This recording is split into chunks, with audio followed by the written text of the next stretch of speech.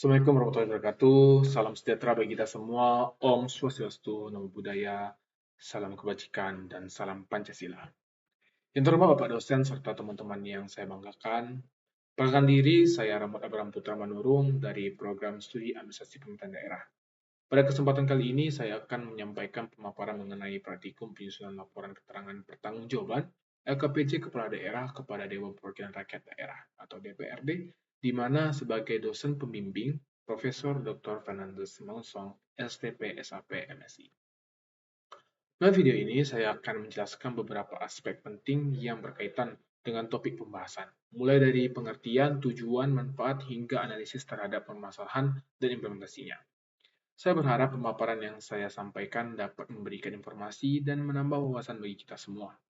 Oleh karena itu, saya mengajak seluruh penonton untuk menyimak video ini hingga selesai. Pertama, pemahaman mendasar dalam praktikum penyusunan laporan keterangan pertanggungjawaban kepala daerah. Apa yang dimaksud dengan LPJ dan LKPJ? LPJ atau laporan pertanggungjawaban merupakan laporan yang disampaikan oleh kepala daerah kepada DPRD sebagai bentuk pertanggungjawaban atas penyelenggaraan pemerintahan daerah selama periode tertentu, baik pada akhir tahun anggaran maupun akhir masa jabatan. LPJ pada dasarnya bersifat evaluatif dan politis karena DPRD memiliki kewenangan untuk memberikan penilaian terhadap kinerja kepala daerah. Bahkan dalam sistem sebelumnya, dapat berujung pada diterima dan ditolaknya laporan tersebut. Seiring perkembangan sistem pemerintahan daerah di Indonesia, konsep LPJ mengalami penyempurnaan menjadi LKPJ atau laporan keterangan pertanggungjawaban yang lebih menekankan pada aspek kinerja dan akuntabilitas.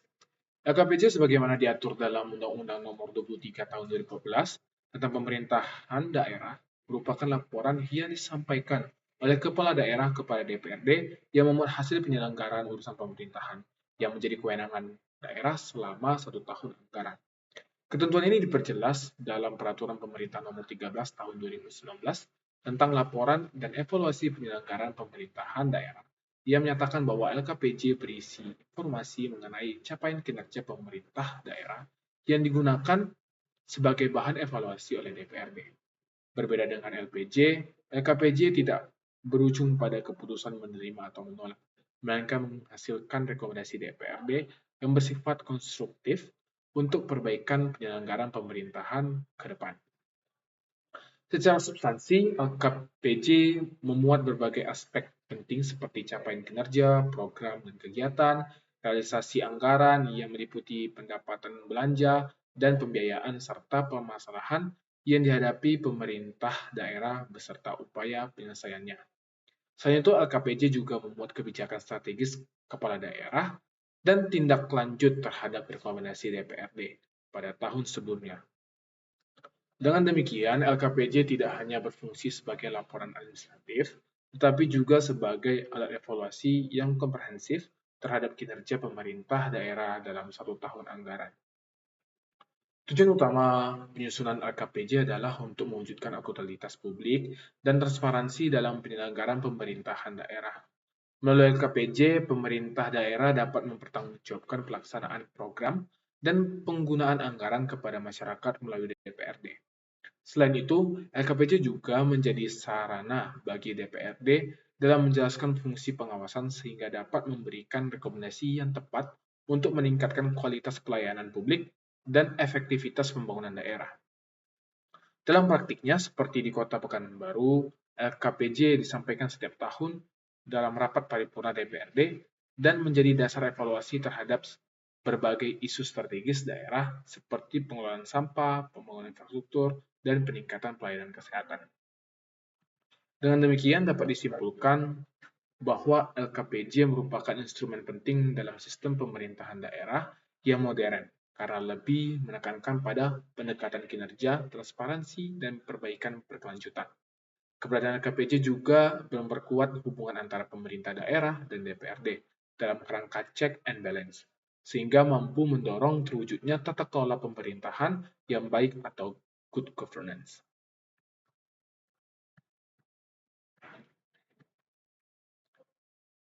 Kemudian apa yang dimaksud urusan pemerintahan, baik urusan pemerintahan pusat maupun urusan pemerintahan daerah, bersifat wajib dan bersifat pilihan.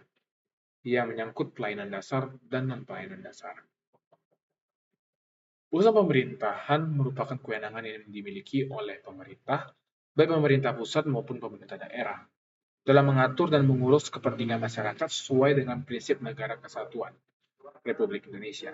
Menurut Undang-Undang Nomor 23 Tahun 2012 tentang pemerintahan daerah, urusan pemerintahan dibagi menjadi 3 bagian utama, yaitu urusan pemerintahan absolut yang menjadi kewenangan penuh pemerintahan pusat, urusan pemerintahan konkuren yang dibagi antara pemerintah pusat dan daerah, serta urusan pemerintahan umum. Dalam konteks pemerintah daerah, yang paling relevan adalah urusan pemerintahan konkuren, karena menjadi dasar pelaksanaan otonomi daerah. Urusan ini kemudian dibagi lagi menjadi urusan wajib dan urusan pilihan, sesuai dengan karakteristik dan kebutuhan daerah masing-masing. Urusan pemerintahan wajib adalah urusan yang harus diselenggarakan oleh pemerintah daerah karena berkaitan langsung dengan pelayanan dasar dan hak dasar masyarakat. Urusan wajib ini terbagi menjadi 2 kategori, yaitu urusan wajib yang berkaitan dengan pelayanan dasar dan urusan wajib yang tidak berkaitan dengan pelayanan dasar. Urusan wajib yang berkaitan dengan pelayanan dasar meliputi bidang-bidang yang sangat fundamental bagi kehidupan masyarakat seperti pendidikan, kesehatan, pekerjaan umum, dan penataan ruang, perumahan rakyat, dan kawasan pemukiman, ketentraman, ketertiban umum, dan perlindungan masyarakat serta sosial. Bidang-bidang ini disebut pelayanan dasar karena menyangkut kebutuhan minimal yang harus dipenuhi oleh negara kepada setiap warga negara untuk menjamin kesejahteraan dan kualitas hidup masyarakat. Oleh karena itu, pemerintah daerah wajib mengalokasikan anggaran dan sumber daya yang memadai agar pelayanan dasar tersebut dapat terpenuhi secara merata dan berkeadilan. Sementara itu, urusan wajib yang tidak berkaitan dengan pelayanan dasar tetap harus dilaksanakan oleh pemerintah daerah, namun sifatnya lebih kepada fungsi pendukung dan pelengkap penyelenggaraan pemerintahan. Contohnya meliputi bidang tenaga kerja, lingkungan hidup, administrasi kependudukan, dan pencatatan sipil. Pemberdayaan masyarakat, pengandaian penduduk, perhubungan, komunikasi, dan informatika. Koperasi dan usaha kecil menengah, penanaman modal, kepemudaan, dan olahraga, statistik, persandian, serta kebudayaan. Meskipun tidak secara langsung termasuk dalam pelayanan dasar, urusan ini tetap memiliki peran penting dalam menunjang pembangunan daerah secara keseluruhan. Selain urusan wajib, terdapat pula urusan pemerintahan pilihan, yaitu urusan yang diselenggarakan oleh pemerintah daerah sesuai dengan potensi, keunggulan, dan karakteristik khas daerah tersebut. Urusan pilihan ini tidak wajib dilaksanakan oleh semua daerah, melainkan disesuaikan dengan sumber daya yang dimiliki. Contohnya meliputi sektor pariwisata, pertanian, perikanan, kehutanan, energi dan sumber daya mineral, serta industri dan perdagangan. Urusan pilihan bertujuan untuk mendorong pertumbuhan ekonomi daerah, meningkatkan daya saing, serta memanfaatkan potensi lokal secara optimal guna meningkatkan kesejahteraan masyarakat. Perbedaan antara pelayanan dasar dan non-pelayanan dasar terletak pada tingkat urgensi dan sifat kebutuhannya. Pelayanan dasar merupakan kebutuhan minimal yang harus dipenuhi oleh pemerintah sebagai bentuk tanggung jawab negara kepada masyarakat, sehingga bersifat wajib dan prioritas. Sedangkan non-pelayanan dasar lebih bersifat mengembangkan peningkatan kualitas hidup dan penguatan potensi ekonomi daerah. Dalam praktiknya, pemerintah daerah harus mampu menyeimbangkan antara pemenuhan pelayanan dasar dengan pengembangan urusan pilihan agar tercapai pembangunan yang berkelanjutan dan merata. Kemudian, apa yang dimaksud dengan desentralisasi? Desentralisasi merupakan salah satu prinsip utama dalam penyelenggaraan pemerintahan di Indonesia. Ia memberikan kewenangan kepada daerah untuk mengatur dan mengurus urusan pemerintahan. Menurut Undang-Undang Nomor 23 Tahun 2014 tentang pemerintahan daerah, desentralisasi adalah penyerahan urusan pemerintahan oleh pemerintah pusat kepada daerah otonom berdasarkan asas otonomi. Hal ini berarti bahwa pemerintah daerah memiliki hak, kewenangan, dan kewajiban untuk mengatur serta mengelola kepentingan masyarakat sendiri sesuai dengan peraturan perundang-undangan yang berlaku dalam kerangka Negara Kesatuan Republik Indonesia atau NKRI. Desentralisasi menjadi dasar dari pelaksanaan otonomi daerah yang bertujuan untuk memberikan ruang bagi daerah dalam mengembangkan potensi dan mengatasi permasalahan yang ada secara mandiri. Tujuan utama dari desentralisasi adalah untuk meningkatkan efisiensi dan efektivitas penyelenggaraan pemerintahan, serta mendekatkan pelayanan kepada masyarakat. Dengan adanya pelimpahan kewenangan kepada daerah, proses pengambilan keputusan menjadi lebih cepat dan tepat karena pemerintah daerah lebih memahami kondisi, kebutuhan, serta karakteristik masyarakat setempat. Selain itu, desentralisasi juga bertujuan untuk meningkatkan partisipasi masyarakat dalam pembangunan, memperkuat demokrasi di tingkat lokal, serta mengurangi beban pemerintah pusat dalam mengelola urusan yang bersifat lokal. Dalam pelaksanaannya, desentralisasi berkaitan erat dengan pembagian urusan pemerintahan antara pusat dan daerah, khususnya dalam urusan pemerintahan konkuren yang menjadi kewenangan bersama. Pemerintah daerah diberikan kewenangan untuk mengelola berbagai sektor seperti pendidikan, kesehatan, pekerjaan umum, dan perizinan sesuai dengan kapasitas dan kemampuan daerah masing-masing. Namun demikian, tidak semua urusan diserahkan kepada daerah karena masih terdapat urusan pemerintahan absolut yang tetap menjadi kewenangan pemerintah pusat seperti politik luar negeri, pertahanan, keamanan, justisi, moneter, dan agama. Dengan demikian, dapat disimpulkan bahwa desentralisasi merupakan mekanisme penting dalam sistem pemerintahan Indonesia yang memberikan kewenangan kepada daerah untuk mengatur dan mengurus rumah tangganya sendiri. Melalui desentralisasi diharapkan tercipta pemerintahan yang lebih efektif, efisien, demokratis, serta mampu memberikan pelayanan publik yang lebih baik kepada masyarakat. Sehingga pada akhirnya dapat mewujudkan kesejahteraan masyarakat secara merata dan berkeadilan. Kemudian apa yang dimaksud dekonsentrasi? Dekonsentrasi merupakan salah satu asas dalam penyelenggaraan pemerintahan di Indonesia yang berkaitan dengan pelimpahan kewenangan dari pemerintah pusat kepada pejabat di daerah. Menurut Undang-Undang Nomor 23 Tahun 2014 tentang Pemerintahan Daerah, dekonsentrasi adalah pelimpahan sebagian unsur pemerintahan yang menjadi kewenangan pemerintah pusat kepada gubernur sebagai wakil pemerintah pusat dan atau kepada instansi vertikal di wilayah tertentu. Hal ini berarti bahwa kewenangan yang dilaksanakan dalam kerangka dekonsentrasi tetap menjadi milik pemerintah pusat, sementara pelaksanaannya saja yang dilakukan oleh daerah oleh perangkat yang mewakili pemerintah pusat. Berbeda dengan desentralisasi yang memberikan otonomi luas kepada daerah, dekonsentrasi tidak memberikan kewenangan untuk mengatur dan mengurus sendiri urusan pemerintahan secara mandiri. Dalam dekonsentrasi, pemerintah daerah atau pejabat di daerah hanya bertindak sebagai pelaksana kebijakan pemerintah pusat. Oleh karena itu, tanggung jawab akhir dari pelaksanaan urusan tersebut tetap berada pada pemerintah pusat. Dekonsentrasi bertujuan untuk meningkatkan efisiensi dan efektivitas penyelenggaraan pemerintahan, khususnya dalam hal pelaksanaan program nasional agar dapat menjangkau seluruh wilayah Indonesia secara merata tanpa harus sepenuhnya dikendalikan dari pusat. Pelaksanaan dekonsentrasi biasanya diwujudkan melalui kegiatan yang dilaksanakan oleh gubernur sebagai wakil pemerintah pusat atau oleh instansi vertikal seperti kantor wilayah, kementerian, atau lembaga di daerah.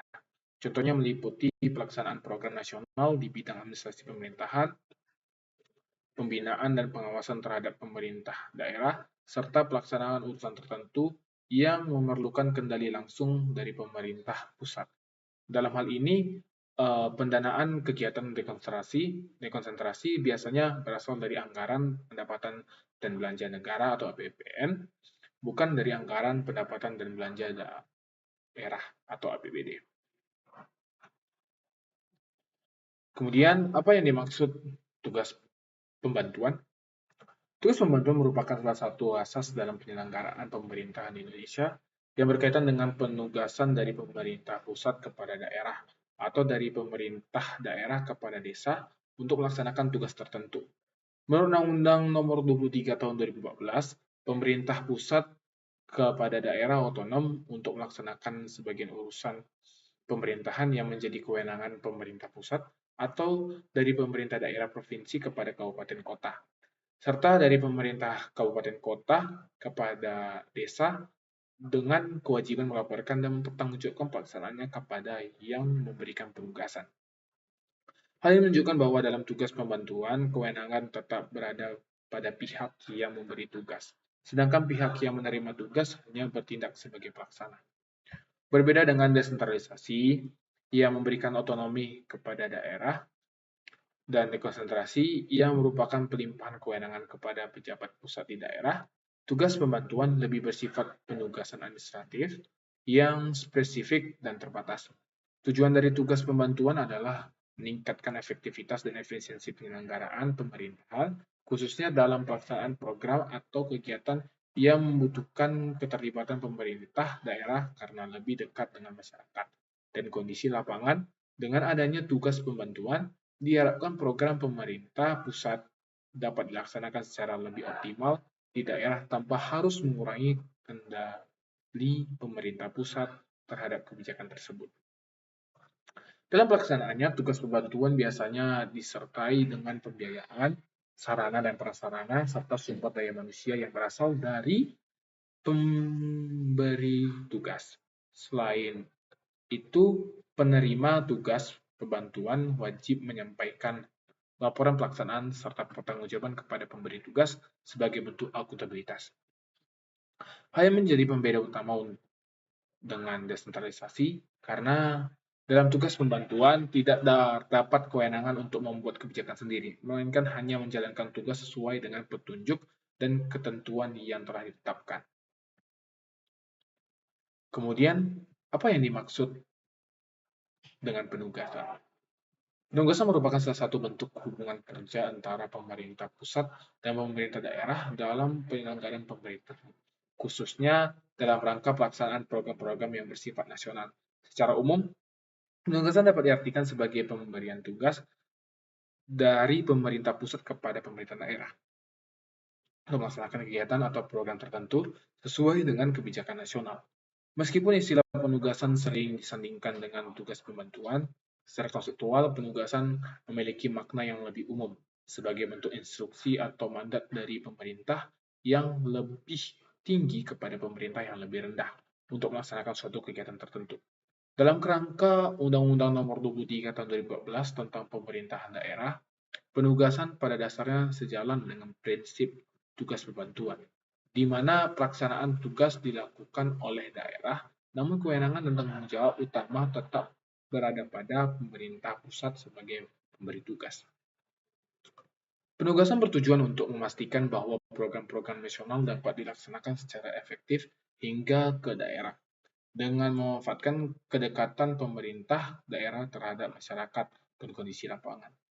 Dengan adanya penugasan, pemerintah pusat dapat mempercepat pencapaian target pembangunan nasional tanpa harus menjalankan seluruh program secara langsung dari pusat. Namun demikian, dalam pelaksanaan penugasan, pemerintah daerah tidak memiliki kewenangan untuk mengubah kebijakan atau program yang telah ditetapkan, melainkan hanya bertindak sebagai pelaksana sesuai dengan pedoman yang diberikan oleh pemerintah pusat. Dalam praktiknya, penugasan biasanya disertai dengan dukungan sumber daya seperti anggaran, sarana prasarana, serta petunjuk teknis pelaksanaan. Pemerintah daerah yang menerima penugasan juga memiliki kewajiban untuk melaporkan hasil pelaksanaan serta mempertanggungjawabkan kegiatan tersebut kepada pemerintah pusat. Hal ini menunjukkan bahwa penugasan menekankan pada aspek koordinasi pelaksanaan dan akuntabilitas dalam hubungan antara pusat dan daerah. Kemudian apa yang dimaksud dengan inovasi daerah? Inovasi daerah merupakan upaya pembaruan yang dilakukan oleh pemerintah daerah dalam rangka meningkatkan kinerja penyelenggaraan pemerintahan dan kualitas pelayanan publik kepada masyarakat. Menurut Undang-Undang Nomor 23 Tahun 2014 tentang Pemerintahan Daerah, inovasi daerah adalah semua bentuk pembaruan dalam penyelenggaraan pemerintahan daerah yang bertujuan untuk meningkatkan kinerja pemerintahan daerah.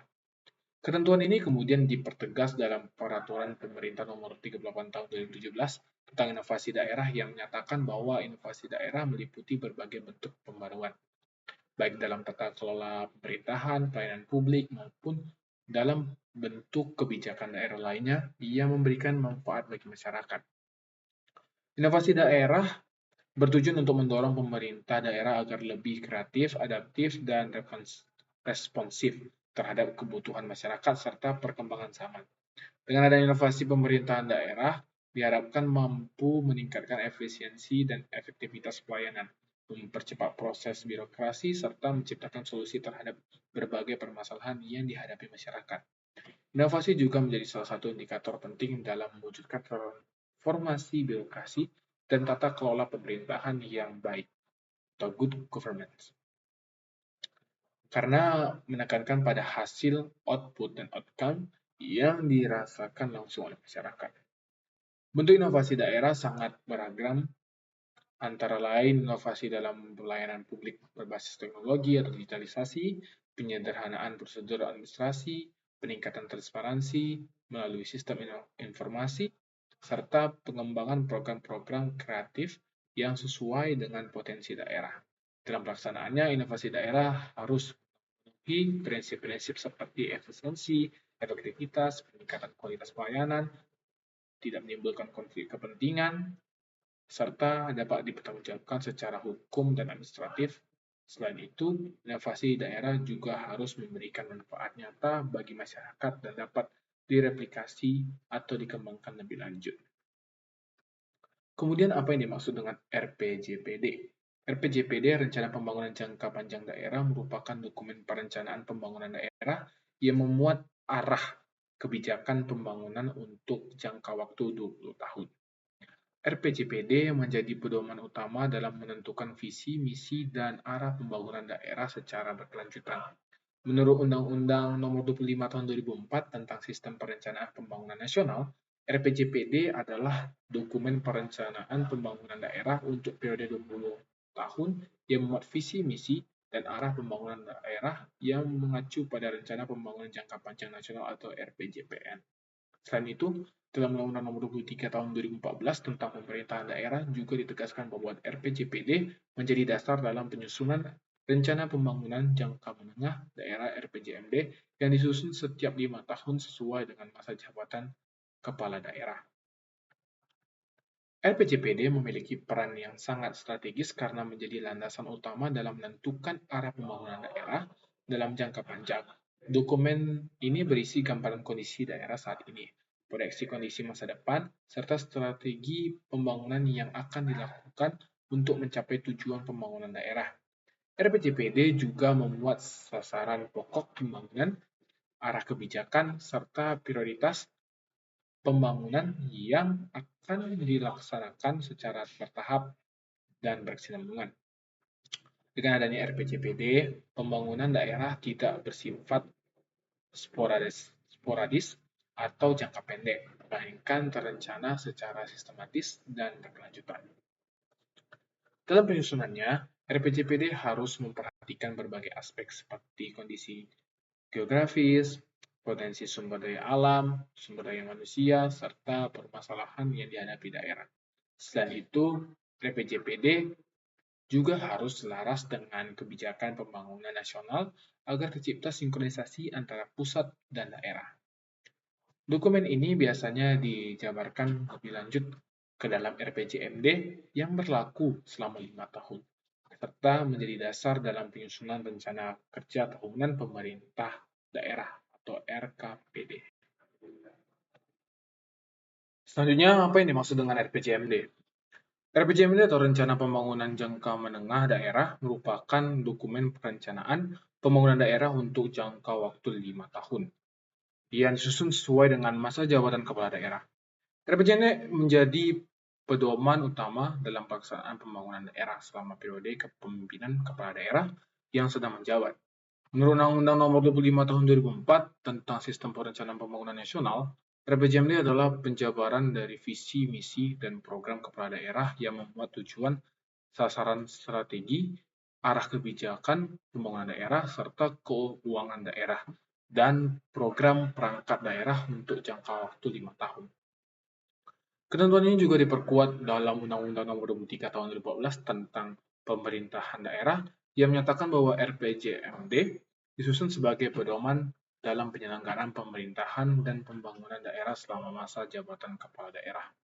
RPJMD memiliki fungsi yang sangat strategis karena menjadi penghubung antara perencanaan jangka panjang daerah atau RPJPD dengan perencanaan tahunan RKPD.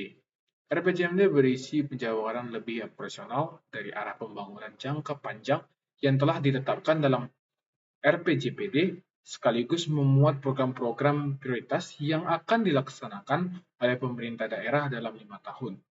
Di dalam RPJMD juga terdapat indikator kinerja yang jelas, sehingga capaian pembangunan dapat diukur secara objektif dan terarah. Dengan demikian, RPJMD menjadi dasar dalam penyusunan rencana strategis perangkat daerah atau Renstra OPD serta rencana kerja tahunan pemerintah daerah. Dalam penyusunannya, RPJMD harus memperhatikan kondisi real daerah, potensi sumber daya yang dimiliki, serta permasalahan yang dihadapi masyarakat. Selain itu, RPJMD juga harus selaras dengan rencana pembangunan nasional dan provinsi agar tercipta sinkronisasi kebijakan pembangunan. Dokumen RPJMD memuat berbagai komponen penting, seperti visi dan misi kepala daerah, tujuan dan sasaran pembangunan, strategi, dan arah kebijakan, program prioritas, serta kerangka pendanaan yang akan digunakan selama 5 tahun. Kemudian, apa yang dimaksud dengan Renstra SKPD? Renstra SKPD atau Rencana Strategi Satuan Kerja Perangkat Daerah, yang saat ini lebih dikenal dengan Renstra Perangkat Daerah, merupakan dokumen perencanaan strategis yang disusun oleh setiap perangkat daerah untuk jangka waktu 5 tahun sebagai penjabaran dari RPJMD. Renstra SKPD menjadi pedoman bagi perangkat daerah dalam melaksanakan tugas dan fungsinya secara terarah. Bagi perangkat daerah dalam melaksanakan tugas dan fungsinya secara terarah dan berkelanjutan. Menurut Undang-Undang Nomor 25 Tahun 2004 tentang Sistem Perencanaan Pembangunan Nasional, perencanaan pembangunan daerah harus disusun secara berjenjang dan sistematis, di mana RPJMD dijabarkan lebih lanjut ke dalam rencana strategis masing-masing perangkat daerah.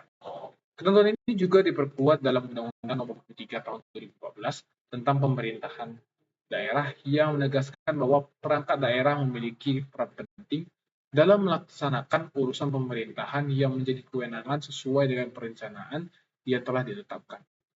Renstra SKPD berfungsi sebagai dokumen yang memuat visi, misi, tujuan, sasaran, strategis, kebijakan, program, dan kegiatan perangkat daerah selama 5 tahun sesuai dengan tugas pokok dan fungsinya. Dokumen ini menjadi dasar dalam penyusunan rencana kerja tahunan atau Renja SKPD serta menjadi acuan dalam penganggaran dan pelaksanaan program kegiatan di setiap perangkat daerah. Dengan rencana SKPD, setiap perangkat daerah memiliki arah yang jelas dalam mendukung pencapaian tujuan pembangunan daerah sebagaimana yang telah ditetapkan dalam RPJMD. Dalam penyusunan rencana SKPD harus memperhatikan keselarasan dengan RPJMD, kondisi dan potensi daerah, serta kebutuhan masyarakat. Selain itu, rencana SKPD juga harus membuat indikator kinerja yang terukur agar dapat digunakan sebagai alat evaluasi terhadap capaian kerja perangkat daerah.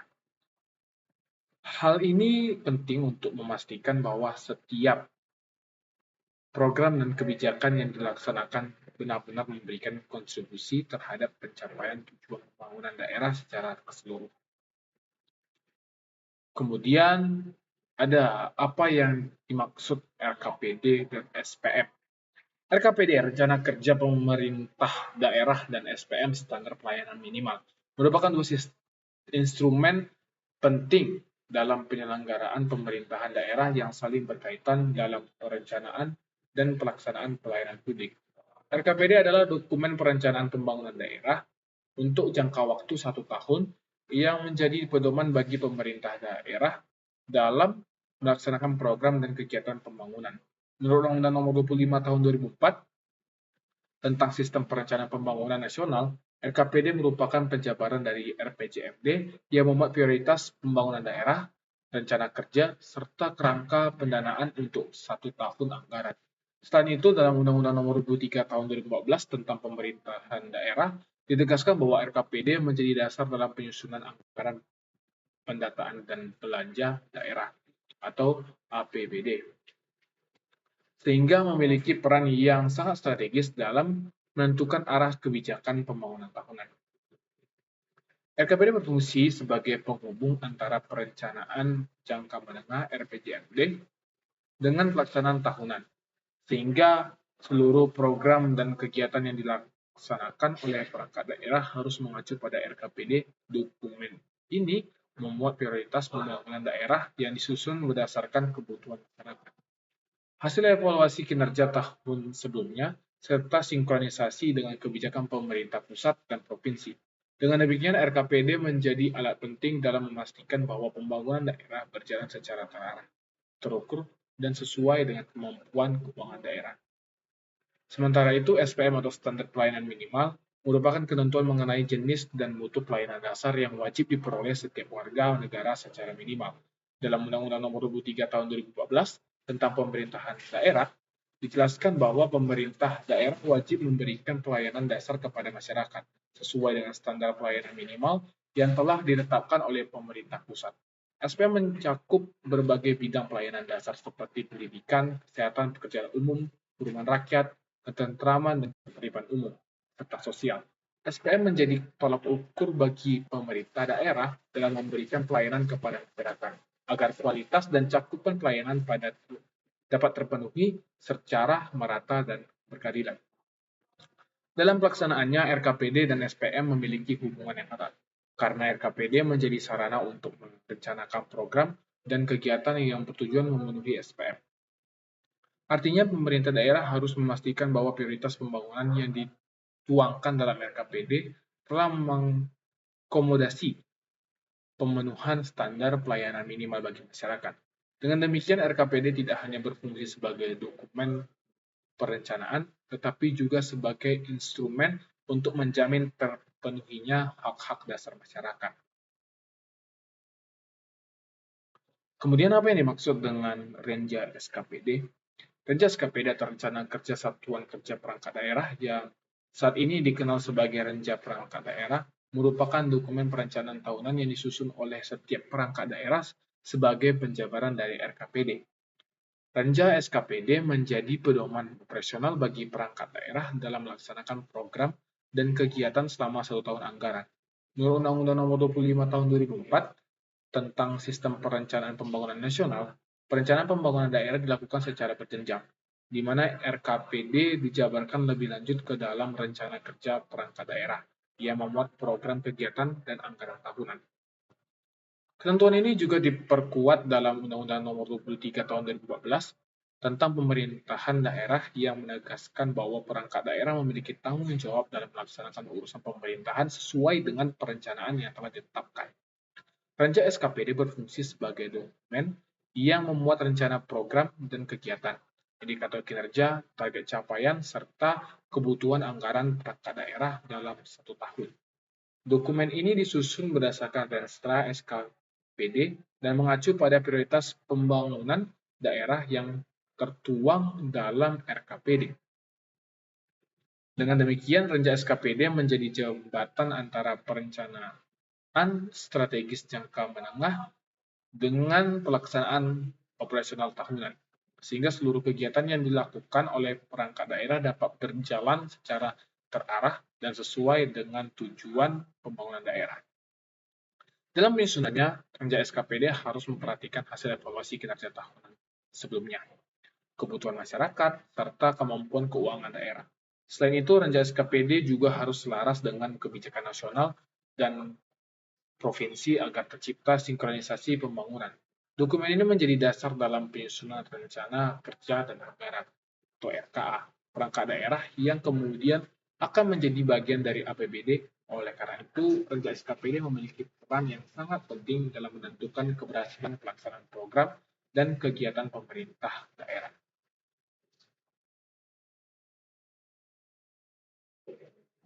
Kemudian apa yang dimaksud dengan IKU, IKK, dan IKD?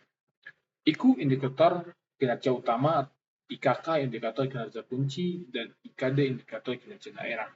Merupakan instrumen penting dalam sistem pengukuran kinerja pemerintahan daerah yang digunakan untuk menilai tingkat keberhasilan pelaksanaan program dan kegiatan pembangunan. IKU atau indikator kinerja utama adalah ukuran keberhasilan utama yang mencerminkan kinerja organisasi secara keseluruhan dalam mencapai tujuan dan sasaran strategis yang telah ditetapkan.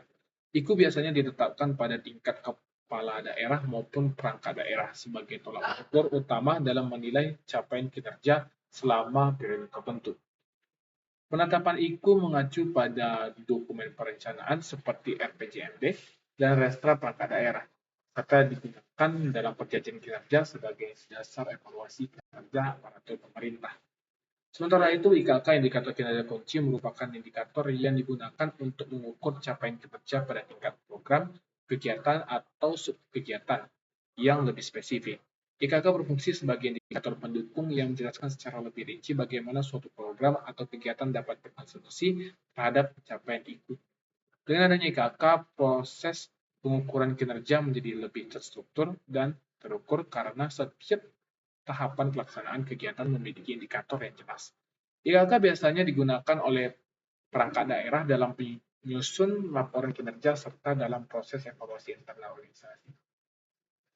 Adapun IKD, indikator kinerja daerah, merupakan indikator yang digunakan untuk mengukur kinerja penyelenggaraan pemerintahan daerah secara keseluruhan dalam konteks yang lebih luas. IKD mencerminkan capaian pembangunan daerah yang meliputi berbagai aspek seperti kesejahteraan masyarakat, pelayanan publik, daya saing daerah, serta kualitas tata kelola pemerintahan. IKD biasanya digunakan oleh pemerintah pusat untuk melakukan evaluasi terhadap kinerja pemerintah daerah, serta menjadi salah satu dasar dalam pemberian penghargaan, pembinaan, atau intervensi kebijakan. Pengukuran IKD juga berkaitan dengan sistem evaluasi kinerja pemerintah daerah, sebagaimana diatur dalam Peraturan Pemerintah Nomor 13 Tahun 2019 tentang laporan dan evaluasi penyelenggaraan pemerintahan daerah. Ketiga indikator tersebut memiliki keterkaitan yang erat dalam sistem manajemen kinerja pemerintahan daerah. IKU menjadi indikator utama yang menggambarkan keberhasilan strategis. IKK menjadi indikator operasional yang mendukung pencapaian IKU, sedangkan IKD menjadi indikator makro yang menggambarkan keberhasilan pembangunan daerah secara keseluruhan. Dengan adanya ketiga indikator ini, pemerintah daerah dapat melakukan pengukuran, pemantauan, dan evaluasi kinerja secara lebih komprehensif dan terintegrasi. Kemudian apa yang dimaksud APBD dan APBDP? APBD anggaran pendapatan dan belanja daerah dan APBDP perubahan anggaran pendapatan dan belanja daerah. Merupakan instrumen utama dalam pengelolaan keuangan daerah yang digunakan sebagai dasar pelaksanaan pembangunan dan penyelenggaraan pemerintahan daerah. APBD adalah rencana keuangan tahunan pemerintah daerah yang ditetapkan dengan peraturan daerah yang memuat seluruh rencana pendapatan, belanja, dan pembiayaan daerah dalam satu tahun anggaran. Menurut Undang-Undang Nomor 23 Tahun 2014 tentang pemerintahan daerah, APBD disusun sebagai pedoman dalam pengelolaan keuangan daerah yang bertujuan untuk mendukung pelaksanaan urusan pemerintahan yang menjadi kewenangan daerah serta meningkatkan pelayanan kepada masyarakat. Selain itu, dalam Undang-Undang Nomor 17 Tahun 2003 tentang Keuangan Negara juga dijelaskan bahwa APBD merupakan bagian dari sistem keuangan negara yang harus dikelola secara tertib, taat pada peraturan perundang-undangan, efisien, ekonomis, efektif, transparan, dan bertanggung jawab.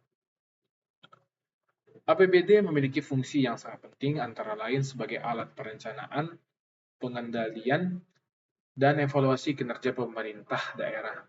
Dalam APBD, terdapat 3 komponen utama, yaitu pendapatan daerah yang bersumber dari pendapatan asli daerah atau PAD, transfer dari pemerintah pusat, dan lain-lain pendapatan yang sah. Belanja daerah yang digunakan untuk membiayai program dan kegiatan pembangunan serta pembiayaan daerah yang meliputi penerimaan dan pengeluaran pembiayaan. Dengan adanya APBD, pemerintah daerah dapat mengalokasikan sumber daya keuangan secara tepat guna untuk mencapai tujuan pembangunan daerah. Sementara itu APBDP atau perubahan APBD merupakan revisi atau penyesuaian terhadap APBD yang telah ditetapkan sebelumnya. Perubahan APBD dilakukan apabila terjadi kondisi tertentu yang menyebabkan asumsi awal dalam APBD tidak lagi sesuai dengan perkembangan yang ada. Menurut ketentuan dalam Undang-Undang Nomor 23 Tahun 2014 tentang Pemerintah Daerah, perubahan APBD dapat dilakukan apabila terjadi perkembangan yang tidak sesuai dengan asumsi kebijakan umum anggaran, keadaan yang menyebabkan pergeseran anggaran antara unit organisasi, kegiatan, dan jenis belanja, serta keadaan darurat atau kebutuhan unit organisasi, kegiatan, dan jenis belanja, serta keadaan darurat atau kebutuhan mendesak. Dengan demikian, APBDP berfungsi sebagai instrumen fleksibilitas dalam pengelolaan keuangan daerah agar tetap adaptif terhadap perubahan kondisi ekonomi, sosial, dan kebutuhan masyarakat. Kemudian apa yang dimaksud dengan KUA dan PPAS? KUA Kebijakan Umum Anggaran dan PPAS Prioritas dan Plafon Anggaran Sementara merupakan dokumen penting dalam proses penyusunan anggaran, pendapatan, dan belanja daerah. APBD yang berfungsi sebagai pedoman awal dalam merancang kebijakan keuangan daerah, KUA adalah dokumen yang memuat kebijakan umum di bidang pendapatan, belanja, dan pembiayaan daerah, serta asumsi-asumsi dasar yang digunakan dalam penyusunan APBD. Undang-Undang Nomor 23 Tahun 2012 tentang Pemerintahan Daerah, KUA disusun oleh pemerintah daerah dan dibahas bersama DPRD untuk mencapai kesepakatan mengenai arah kebijakan fiskal daerah dalam 1 tahun anggaran. Kalau mencerminkan kondisi ekonomi makro daerah, kebijakan pembangunan, serta strategi pemerintah daerah dalam mengelola keuangan secara efektif dan efisien. Sementara itu, PPAS atau Prioritas dan Plafon Anggaran Sementara merupakan dokumen lanjutan dari KUA yang memuat prioritas pembangunan daerah serta batas maksimal anggaran yang dialokasikan untuk setiap urusan, program, dan kegiatan. PPAS berfungsi untuk memberikan arah yang lebih rinci terkait pembagian anggaran sesuai dengan prioritas pembangunan yang telah ditetapkan dalam KUA. Dalam PPAS juga ditetapkan plafon anggaran sementara yang menjadi acuan bagi perangkat daerah dalam menyusun rencana kerja dan anggaran RKA. Dengan adanya PPAS, proses penganggaran menjadi lebih terarah, terukur, dan sesuai dengan kemampuan keuangan daerah. KUA dan PPAS disusun secara berurutan dan saling berkaitan, di mana KUA memberikan gambaran umum kebijakan anggaran, sedangkan PPAS menerjemahkan kebijakan tersebut ke dalam prioritas dan batasan anggaran yang lebih operasional. Kedua dokumen ini kemudian dibahas dan disepakati bersama antara pemerintah daerah dan DPRD sebelum menjadi dasar dalam penyusunan RAPD. Dengan demikian, KUA dan PPAS memiliki peran strategis dalam memastikan bahwa APBD yang disusun benar-benar mencerminkan kebutuhan masyarakat, prioritas pembangunan, serta kemampuan keuangan daerah.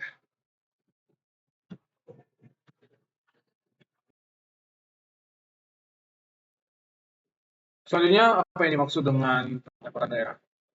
Pendapatan daerah merupakan semua penerimaan uang yang masuk ke kas daerah dalam satu tahun anggaran yang menjadi hak pemerintah daerah dan tidak kembali.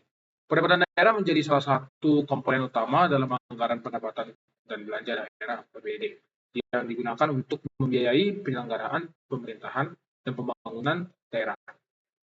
Menurut Undang-Undang Nomor 23 Tahun 2012 tentang Pemerintahan Daerah, pendapatan daerah adalah semua hak daerah yang diakui sebagai penambah nilai kekayaan bersih dalam periode tahun anggaran yang bersangkutan. Selain itu, dalam Undang-Undang Nomor 17 Tahun 2003 tentang Keuangan Negara, Juga ditegaskan bahwa seluruh penerimaan daerah harus dikelola secara tertib, transparan, dan bertanggung jawab sebagai bagian dari sistem keuangan negara. Secara umum, pendapatan daerah terdiri dari beberapa sumber utama, yaitu pendapatan asli daerah atau PAD, pendapatan transfer, dan lain-lain. Pendapatan daerah yang sah. PAD merupakan pendapatan yang bersumber dari daerah itu sendiri, seperti pajak daerah, restribusi daerah, hasil pengelolaan kekayaan daerah yang dipisahkan, serta lain-lain PAD yang sah. Pendapatan transfer merupakan dana yang berasal dari pemerintah pusat kepada daerah, seperti dana alokasi umum atau DAU, dana alokasi khusus atau DAK, dan dana bagi hasil atau DBH. Sementara itu, lain-lain pendapatan daerah yang sah dapat berupa hibah, bantuan keuangan, atau pendapatan lainnya sesuai dengan ketentuan peraturan perundang-undangan. Pendapatan daerah memiliki peran yang sangat penting dalam menentukan kapasitas fiskal suatu daerah. Semakin besar pendapatan daerah, terutama dari PAD, maka semakin besar pula kemampuan daerah dalam membiayai pembangunan dan pelayanan publik secara mandiri. Oleh karena itu, pemerintah daerah dituntut untuk mampu mengoptimalkan sumber-sumber pendapatan yang dimiliki, khususnya PAD, melalui peningkatan kinerja pemungutan pajak dan distribusi serta pengelolaan aset daerah yang lebih efektif. Sebagai contoh dalam konteks Kota Pekanbaru, pendapatan daerah banyak bersumber dari sektor pajak daerah seperti pajak restoran, hotel, dan parkir. Mengingat Pekanbaru merupakan kota yang berkembang di sektor perdagangan dan jasa. Selain itu, Pekanbaru juga menerima dana transfer dari pemerintah pusat untuk mendukung pembangunan infrastruktur dan pelayanan publik. Hal ini menunjukkan bahwa kombinasi antara PAD dan dana transfer sangat penting dalam mendukung pembangunan daerah. Kemudian apa yang dimaksud dengan belanja daerah? Belanja daerah merupakan semua pengeluaran yang dilakukan oleh pemerintah daerah dalam 100 tahun anggaran yang digunakan untuk membiayai penyelenggaraan pemerintahan, pelaksanaan pembangunan, serta pelayanan kepada masyarakat.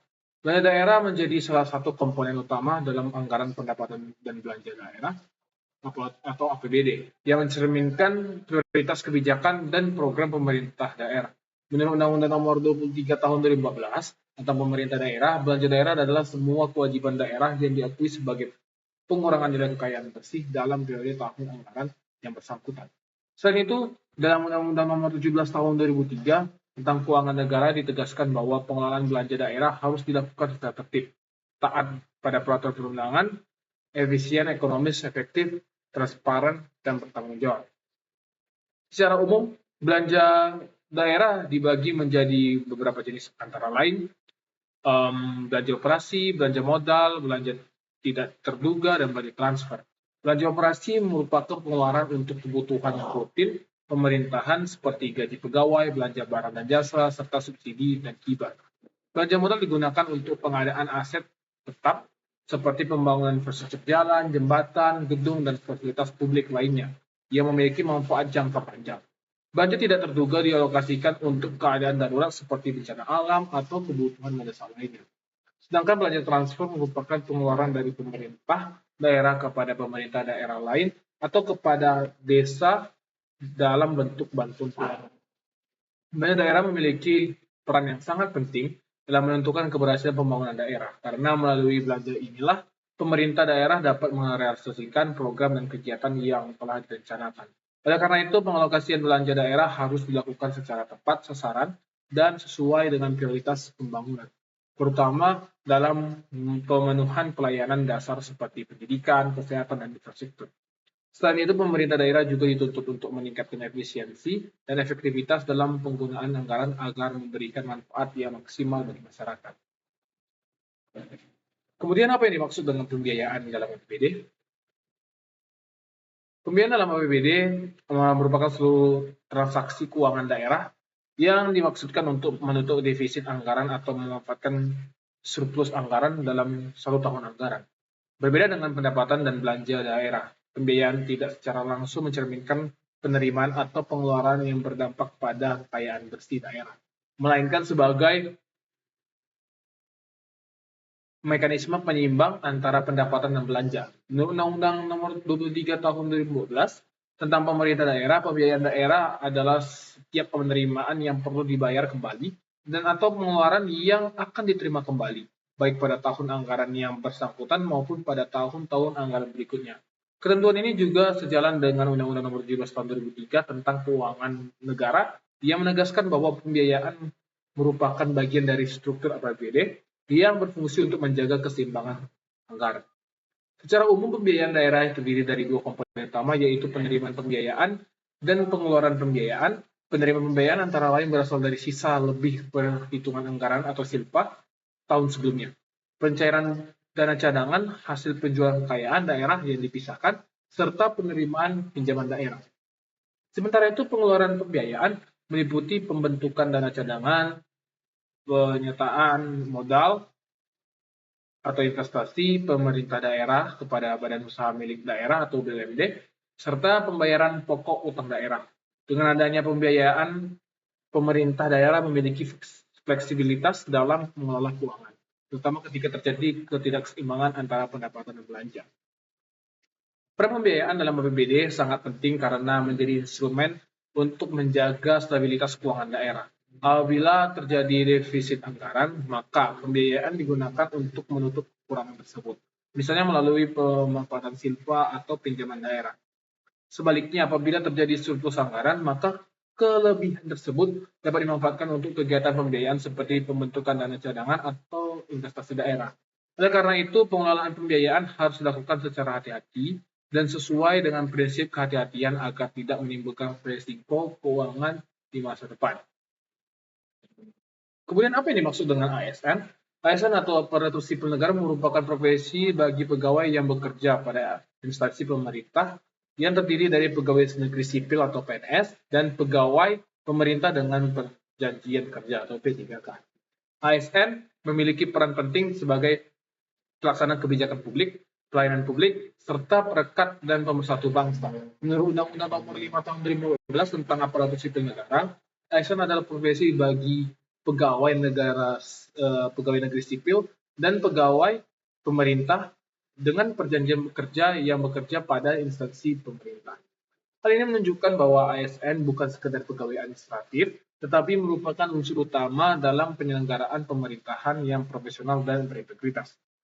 ASN memiliki fungsi utama, yaitu sebagai pelaksana kebijakan publik yang dibuat oleh pejabat pembina kepegawaian sesuai dengan peraturan perundang-undangan sebagai pelayanan publik yang memberikan pelayanan kepada masyarakat secara profesional, serta sebagai perekat dan pemersatu bangsa dalam kerangka negara kesatuan Republik Indonesia. Oleh karena itu, ASN dituntut untuk memiliki kompetensi, integritas, netralitas, serta komitmen terhadap kepentingan negara dan masyarakat. Dalam menjalankan tugasnya, ASN juga harus berpegang pada nilai-nilai dasar seperti akuntabilitas, nasionalisme, etika publik, komitmen mutu, dan anti korupsi. Dalam struktur ASN terdapat dua jenis pegawai, yaitu PNS yang diangkat secara tetap dan memiliki nomor induk pegawai secara nasional, serta P3K yang diangkat berdasarkan perjanjian kerja untuk jangka waktu tertentu sesuai dengan kebutuhan instansi pemerintah. Meskipun memiliki status yang berbeda, keduanya memiliki fungsi dan tanggung jawab yang sama dalam melaksanakan tugas pemerintahan dan pelayanan publik. Dengan pinjaman daerah. Pinjaman daerah merupakan salah satu instrumen pembiayaan yang digunakan oleh pemerintah daerah untuk memperoleh dana dalam rangka membiayai kegiatan pembangunan dan menutup kekurangan anggaran. Secara umum, pinjaman daerah dapat diartikan sebagai semua transaksi utang yang dilakukan oleh pemerintah daerah kepada pihak lain yang harus dibayar kembali, sesuai dengan persyaratan yang telah disepakati. Menurut Undang-Undang Nomor 23 Tahun 2014 tentang Pemerintah dan Desa, pinjaman daerah merupakan bagian dari pembiayaan daerah yang dapat dilakukan untuk menutup defisit anggaran, membiayai pembangunan infrastruktur atau kebutuhan lainnya yang mendukung peningkatan pelayanan publik. Ketentuan lebih lanjut juga diatur dalam Peraturan Pemerintah Nomor 56 Tahun 2018 tentang pinjaman daerah, yang menjelaskan bahwa pinjaman daerah adalah semua transaksi yang mengakibatkan daerah menerima sejumlah uang atau manfaat ekonomi dari pihak lain sehingga daerah tersebut dibebani kewajiban untuk membayar kembali. Pinjaman daerah memiliki beberapa jenis, antara lain pinjaman jangka pendek, jangka menengah, dan jangka panjang. Pinjaman jangka pendek biasanya digunakan untuk menutup kekurangan kas dalam suatu tahun anggaran, sedangkan pinjaman jangka menengah dan jangka panjang digunakan untuk membiayai kegiatan pembangunan yang memiliki manfaat jangka panjang, seperti pembangunan infrastruktur. Sumber pinjaman daerah dapat berasal dari pemerintah pusat, pemerintah daerah lain, lembaga keuangan bank, lembaga keuangan bukan bank, maupun masyarakat melalui penerbitan obligasi daerah. Dalam pelaksanaannya, pinjaman daerah harus memenuhi prinsip kehati-hatian dan kemampuan keuangan daerah sehingga tidak menimbulkan beban yang berlebihan di masa depan. Pemerintah daerah juga wajib memperoleh persetujuan DPRD sebelum melakukan pinjaman serta memastikan bahwa pinjaman tersebut digunakan untuk kegiatan yang produktif dan memberikan manfaat bagi masyarakat. Selain itu, pembayaran kembali pinjaman harus dianggarkan dalam APBD sebagai bagian dari pengeluaran pembiayaan. Sehingga pengelolaan pinjaman daerah harus dilakukan secara transparan dan akuntabel. Kemudian apa yang dimaksud dengan barang milik daerah? Barang milik daerah atau BMD merupakan semua barang yang dimiliki oleh pemerintah daerah yang diperoleh atas beban anggaran pendapatan dan belanja daerah APBD atau berasal dari perolehan lain yang sah. BMD menjadi salah satu unsur penting dalam penyelenggaraan pemerintahan daerah karena digunakan untuk menunjang pelaksanaan tugas dan fungsi perangkat daerah dalam memberikan pelayanan kepada masyarakat. Menurut Peraturan Pemerintah Nomor 27 Tahun 2014 tentang pengelolaan barang milik negara atau daerah yang telah diperbarui dengan Peraturan Pemerintah Nomor 28 Tahun 2020 tentang perubahan atas Peraturan Pemerintah Nomor 27 Tahun 2014, barang milik daerah adalah semua barang yang dibeli atau diperoleh atas beban APBD atau berasal dari perolehan lainnya yang sah. Perolehan lainnya yang sah tersebut dapat berupa hibah, hasil pelaksanaan perjanjian atau kontrak, ketentuan peraturan perundang-undangan maupun hasil putusan pengadilan yang telah berkekuatan hukum tetap. BMD memiliki peran strategis dalam mendukung penyelenggaraan pemerintahan dan pembangunan daerah. Karena mencakup berbagai jenis aset seperti tanah, bangunan, kendaraan dinas, peralatan, dan aset tetap lainnya. Oleh karena itu, pengelolaan BMD harus dilakukan secara tertib, efisien, transparan, dan akuntabel, agar dapat memberikan manfaat yang optimal bagi pemerintah, daerah, dan masyarakat. Pengelolaan BMD meliputi beberapa tahapan, yaitu perencanaan kebutuhan dan penganggaran, pengadaan, penggunaan, pemanfaatan, pemeliharaan, pengamanan, penilaian, pemindahantanganan, pemusnahan, penghapusan, serta penatausahaan dan pembinaan pengawasan. Dalam pelaksanaannya, setiap perangkat daerah bertanggung jawab terhadap pengelolaan barang milik daerah yang berada di bawah penguasaannya. Pengelolaan yang baik akan mendukung efisiensi penggunaan anggaran serta mencegah terjadinya penyalahgunaan atau kehilangan aset daerah. Selain itu, BMD juga dapat dimanfaatkan untuk meningkatkan pendapatan daerah, misalnya melalui pemanfaatan aset yang tidak digunakan secara optimal. Kemudian, apa yang dimaksud dengan badan usaha milik daerah? Badan usaha milik daerah atau BUMD merupakan badan usaha yang seluruh atau sebagian besar modalnya dimiliki oleh pemerintah daerah melalui penyertaan modal secara langsung yang berasal dari kekayaan daerah yang dipisahkan. BUMD dibentuk dengan tujuan untuk mengelola potensi ekonomi daerah serta memberikan kontribusi terhadap pendapatan daerah dan pelayanan kepada masyarakat. Menurut Undang-Undang Nomor 23 Tahun 2014 tentang pemerintahan daerah, BUMD adalah badan usaha yang didirikan oleh pemerintah daerah yang modalnya sebagian atau seluruhnya berasal dari kekayaan daerah yang dipisahkan. Ketentuan ini kemudian diperjelas dalam Peraturan Pemerintah Nomor 54 Tahun 2017 tentang badan usaha milik daerah yang mengatur secara rinci mengenai pendirian, pengelolaan, hingga pengawasan BUMD. BUMD memiliki peran strategis dalam mendukung pembangunan daerah, terutama dalam meningkatkan perekonomian lokal dan pendapatan asli daerah. BUMD dapat bergerak di berbagai sektor usaha sesuai dengan potensi daerah, seperti sektor air minum, perbankan daerah, energi, transportasi, perdagangan, dan jasa lainnya. Selain berorientasi pada keuntungan, BUMD juga memiliki fungsi pelayanan publik sehingga tidak hanya mengejar profit tetapi juga memberikan manfaat sosial bagi masyarakat. Dalam struktur kelembagaannya, BUMD dapat membentuk perusahaan umum daerah atau Perumda atau perusahaan perseroan daerah atau Perseroda. Perumda lebih berorientasi pada pelayanan umum, sedangkan Perseroda lebih berorientasi pada keuntungan atau profit. Pengelolaan BUMD harus dilakukan secara profesional, transparan, dan akuntabel agar dapat memberikan kontribusi optimal bagi daerah. Oleh karena itu, pemerintah daerah sebagai pemilik modal memiliki peran penting dalam melakukan pembinaan dan pengawasan terhadap kinerja BUMD. Kemudian apa yang dimaksud dengan LPPD dan RLPPD? LPPD atau Laporan Penyelenggaraan Pemerintahan Daerah dan RLPPD ringkasan Laporan Penyelenggaraan Pemerintahan Daerah. Merupakan dua bentuk laporan yang disusun oleh pemerintah daerah sebagai wujud akuntabilitas dalam penyelenggaraan pemerintahan. LPPD adalah laporan yang disampaikan oleh kepala daerah kepada pemerintah pusat yang memuat capaian kinerja penyelenggaraan pemerintahan daerah selama 1 tahun anggaran. Menurut Undang-Undang Nomor 23 Tahun 2014 tentang Pemerintahan Daerah, kepala daerah wajib menyampaikan LPPD kepada pemerintah pusat sebagai bahan evaluasi dan pembinaan terhadap kinerja pemerintah daerah. Ketentuan ini kemudian diperjelas dalam Peraturan Pemerintah Nomor 13 Tahun 2019 tentang laporan dan evaluasi penyelenggaraan pemerintahan daerah yang menyatakan bahwa LPPD memuat hasil penyelenggaraan urusan pemerintahan yang menjadi kewenangan daerah, termasuk capaian kinerja, penggunaan anggaran, serta permasalahan dan upaya penyelesaiannya.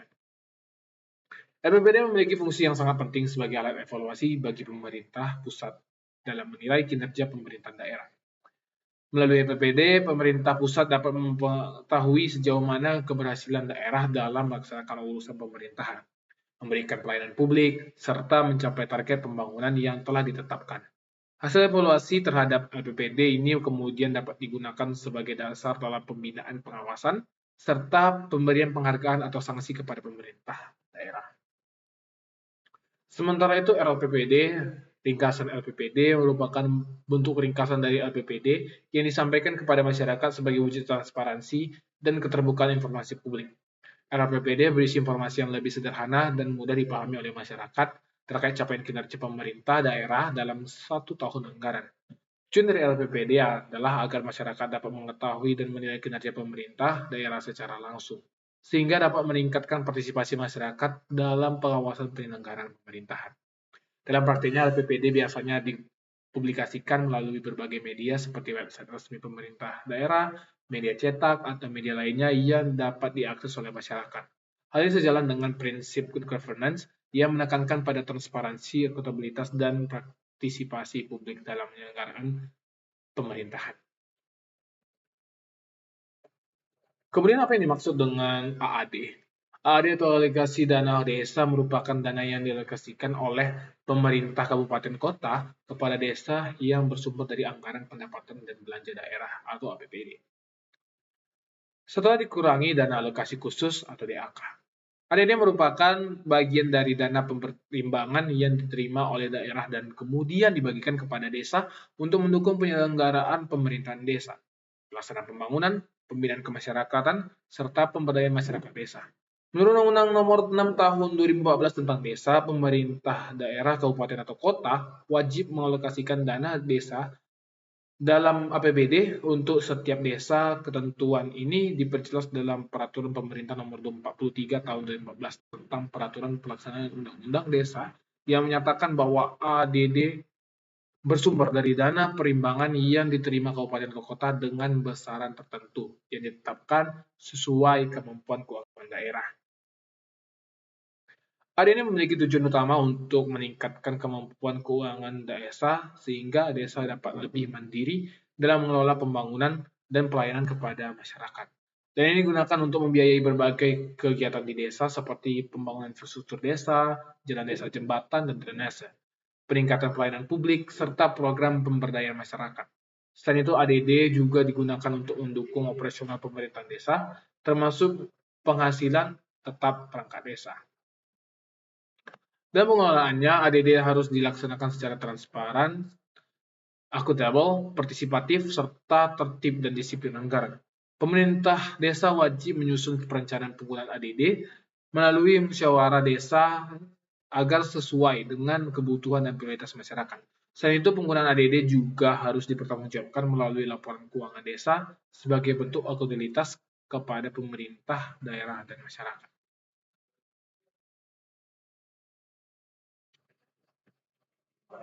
Kemudian, apa yang dimaksud dengan DD atau dana desa? Dana desa atau DD merupakan dana yang bersumber dari anggaran pendapatan dan belanja negara atau APBN yang diperuntukkan bagi.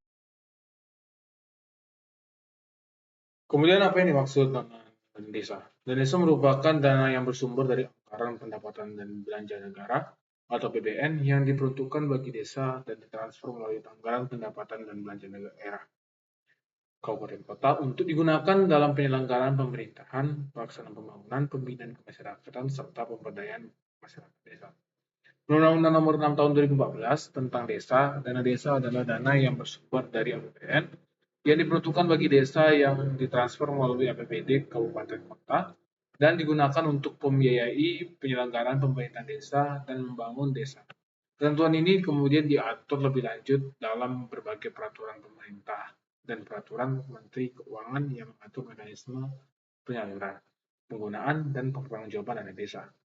Dana desa memiliki tujuan utama untuk meningkatkan kesejahteraan masyarakat desa, mengurangi kemiskinan, serta mendorong pemerataan pembangunan hingga ke tingkat desa.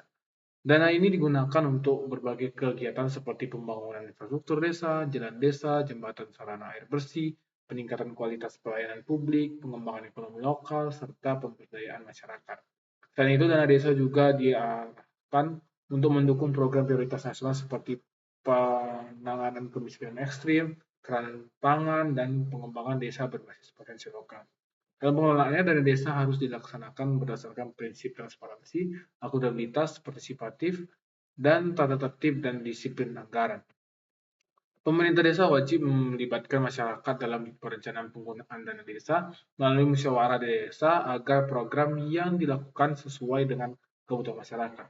Selain itu, penggunaan dana desa juga harus dilaporkan secara berkala kepada pemerintah daerah dan pemerintah pusat sebagai bentuk pertanggungjawaban.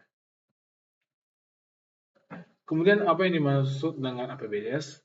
APBDes adalah anggaran pendapatan dan belanja desa, rencana keuangan tahunan pemerintahan desa yang memuat seluruh pendapatan belanja dan pembiayaan desa dalam satu tahun anggaran. APBDes menjadi pedoman utama bagi pemerintah desa dalam melaksanakan pemerintahan, pembangunan, pembinaan kemasyarakatan, serta pemberdayaan masyarakat di tingkat desa. Undang-Undang Nomor 6 Tahun 2014 tentang Desa, APBDes adalah rencana keuangan tahunan pemerintah desa yang ditetapkan dengan peraturan desa. Ketentuan ini diperjelas dalam Peraturan Pemerintah Nomor 43 Tahun 2014 tentang peraturan pelaksanaan Undang-Undang Desa yang mengatur bahwa APBDes disusun setiap tahun sebagai dasar pengelolaan keuangan desa secara transparan dan akuntabel. APBDes memiliki struktur yang terdiri dari 3 komponen utama, yaitu pendapatan desa, belanja desa, dan biaya desa. Pendapatan desa meliputi seluruh penerimaan desa seperti dana desa atau DD, alokasi dana desa atau ADD, hasil usaha desa, serta bantuan dari pemerintah dan pihak lain. Belanja desa merupakan seluruh pengeluaran yang digunakan untuk membiayai kegiatan pemerintahan desa, pembangunan, serta pemberdayaan masyarakat. Sementara itu, pembiayaan desa meliputi penerimaan dan pengeluaran yang digunakan untuk menutup defisit atau memanfaatkan surplus anggaran desa. Dalam penyusunan, APBDes harus mengacu pada Rencana Kerja Pemerintahan Desa atau RKPDes yang disusun berdasarkan hasil musyawarah desa. Hal ini bertujuan agar penggunaan anggaran dan benar-benar sesuai dengan kebutuhan dan prioritas masyarakat. Selain itu, pengelolaan APBDes harus dilakukan dengan prinsip transparansi, akuntabilitas, partisipatif, serta tertib dan disiplin anggaran. Pemerintah desa juga wajib menyampaikan laporan realisasi APBDes sebagai bentuk pertanggungjawaban kepada masyarakat dan pemerintah daerah. Yang kedua, pemahaman lanjutan tentang tim penyusun dan kelompok kerja LKPJ kepala daerah. Dalam penyusunan LKPJ kepala daerah, pembentukan tim penyusun dan kelompok kerja atau POKJA merupakan langkah strategis untuk memastikan proses penyusunan laporan berjalan secara terstruktur, terkoordinasi, dan akuntabel. Penyusunan biasanya diketuai oleh sekretaris daerah dan melibatkan berbagai perangkat daerah seperti Bapeda, Inspektorat, dan Keuangan Daerah, serta organisasi perangkat daerah OPD. Sementara itu, Pokja dibentuk secara lebih spesifik berdasarkan bidang urusan pemerintahan seperti bidang ekonomi, infrastruktur, sosial, dan pemerintahan umum. Sehingga setiap sektor memiliki tanggung jawab yang jelas dalam menyusun dan menjanjikan data kinerja. Secara normatif, mekanisme penyusunan LKPJ diatur dalam Peraturan Pemerintah Nomor 13 Tahun 2019 tentang laporan dan evaluasi penyelenggara pemerintahan daerah yang menegaskan bahwa laporan harus disusun secara sistematis, berbasis kinerja, serta dapat dipertanggungjawabkan. Oleh karena itu, tim penyusun memiliki fungsi utama dalam mengorganisasikan pengumpulan data dari seluruh perangkat daerah melalui verifikasi dan validasi data, serta menyusun analisis terhadap capaian kinerja daerah. Dalam hal ini, Pokja berperan sebagai pelaksana teknis yang mengelola data sektoral sesuai dengan urusan masing-masing. Sehingga informasi yang disajikan dalam LKPJ menjadi lebih rinci, akurat, dan sesuai dengan kondisi real di lapangan. Peran penting dan tim penyusunan dan Pokja tidak hanya terbatas pada pengumpulan data, tetapi juga memastikan bahwa seluruh capaian kinerja daerah diukur secara objektif berdasarkan indikator kinerja yang telah ditetapkan, seperti IKU, IKK, dan indikator lainnya. Selain itu, tim juga memastikan adanya keselarasan antara capaian kinerja dengan dokumen perencanaan daerah seperti RPJMD dan LKPD, sehingga LKPD benar-benar mencerminkan tingkat keberhasilan pemerintah daerah dalam melaksanakan program pembangunan. Dalam konteks ini, analisis tidak hanya berfokus pada realisasi output, tetapi juga outcome dan dampak yang dirasakan oleh masyarakat.